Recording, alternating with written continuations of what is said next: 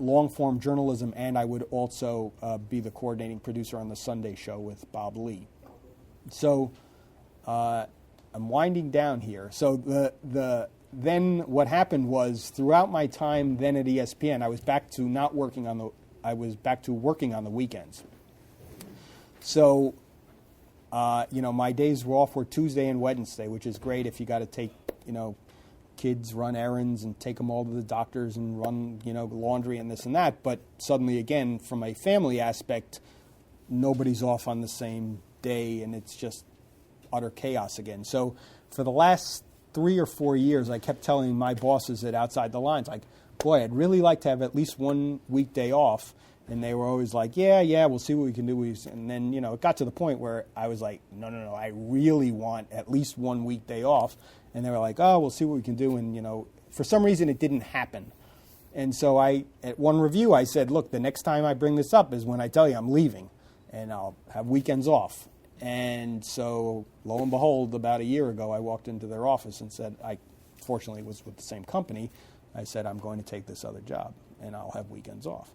So the other lesson there is, like, if your boss or your situation, you don't get what you want, again, you can't, kick and scream, but you can try and do something about it. And that's, entirely up to you how you go about it. So I've been doing this job now for the last year. So do you have any questions? I could show you some of the stuff, but I can stop and answer some questions first. Yeah? What's Bob Lee like in person? Bob Lee. He is a dear friend of mine, but he can be quite an ass. I think he would probably laugh if he heard that answer. He's quite opinionated, but he is very, very good. He is a pro's pro. Like, some people on television, they're just hairdos and they really aren't very good. It's the kind of person, like, if you're ever thrown into a situation of like breaking news where stuff is crossing the wire, and you're in a control room and you've got a guy on television who you need to rely on, there's probably nobody. Maybe the only other person would be like Jeremy Schaap, but the two of them, I'd put them up against anybody, just as far as being able to not just BS your way through it, but to actually add something and credibility. And he's also quite a good journalist as well. He's the real deal. He's not a hairdo, as we like to say. Yes. What was your favorite Outside the Line story that you oversaw or helped work on? About 5 years ago, I was sitting around with a woman producer, and we wanted to do something on, like, pregnant athletes, and we're like, well, what are we going to do? We're going to do a WNBA player who's pregnant, or some woman, who has a child, and what it's like to have a child and play a sport and whatever. I don't know how we got talking, but we started talking about, well, what about women athletes who were in college who get pregnant, and what happens to them? So somehow I have the DVD with me. I don't know if we'll have time. So we started talking about, okay, so what happens to them? Because you never hear about them. So you're college students. I presume some of you might be sexually active. And if you're athletes, pregnancy happens. But you would never hear about pregnant athletes in college. You would hear about pros, but whatever happened to the women who were getting pregnant in college. So we started doing some research, and we found that for the most part, women who were getting pregnant in college were either getting shamed into having abortions or just dropping out. And we documented. We did a host of reporting to the point where we found, like at Clemson, we documented 7 women in the last 3 years had abortions, because technically, like, the coaches and administrators were telling them to have abortions, but they were saying, like, your scholarship is gone unless you do something about it. So that was their answer. And then other women were just sort of, if they wanted to have the child, they would just sort of shamefully disappear. So we did that story, And it led to actually the NCAA changing their rules, and because nothing really was documented on what to do with these women. And a lot of them were signing contracts as part of, these are all Division I, but they were signing contracts that basically said, you can't drink, you can't smoke, you need to keep your grades up, and if you get pregnant, you're going to lose your scholarship. Well, that's against federal law. And, look, on the flip side, the argument we got from some people was, well, shouldn't it be a responsibility of a college athlete not to get pregnant?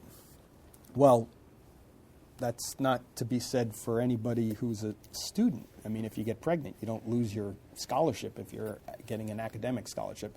So that led to actually the changing of the law. So, a lot of times we always talk about, like, what good are we really doing as journalists? Are we just kind of selling, making good stories and getting advertising and making money? But, every so often you can change sort of the course of life for people, and this was a good story. So they changed, and we found some women who were being supported, so we included those stories as well. But it was only on the discretion of their athletic directors and coaches. It was not because there was anything on the books.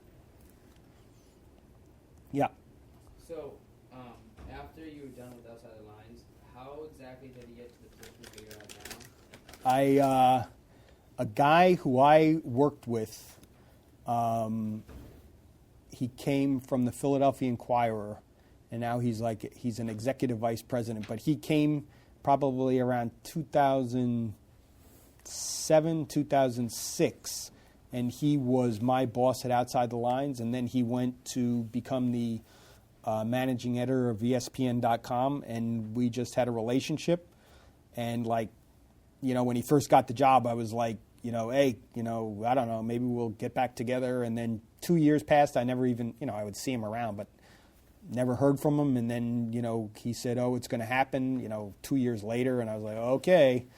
And then slowly but surely, the job got posted. You see, that's the one good thing about ESPN, is it's so vast that you can change your, course of interest and what you're doing, and never change your, your personnel ID or your 401k or your benefits, because you can change, there's, obviously there's .com and radio and television. They just moved the magazine from New York City to Bristol.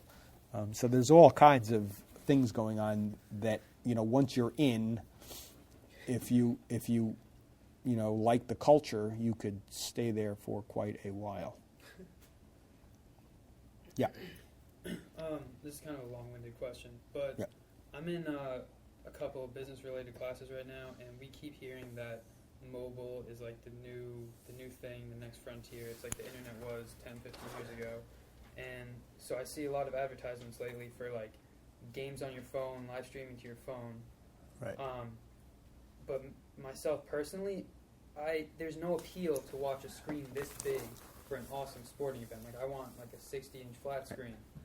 Do you really think that sports are going to be driven to the mobile market right now, and that people are going to start watching like games on the train and wherever on their phone? Do you think that's like really happening? See, I think mobile's different. And to your point, like authenticated networks, like there's a big push, like Comcast and ESPN and HBO has a service where now you can pay and get it on every device you have. So to answer your question, I mean, you're a consumer and you're speaking. Like, do you want to watch a World Series game on a 2-inch screen? Absolutely not. Now, the one thing though is what's in between are the tablets, and I don't know if you have iPads or any tablets or anything like that, but I know that personally, like I find myself, if I do have any time to watch TV or I'm sitting at least with the TV on, I have the tablet and I'm either doing work or whatever, and that screen is pretty good. So you can actually, if one of my blood-sucking children are domineering the television, I'll just put what I want on the tablet and, I'll just look on the tablet. So the tablet's different, and that's following the same rules as the phone.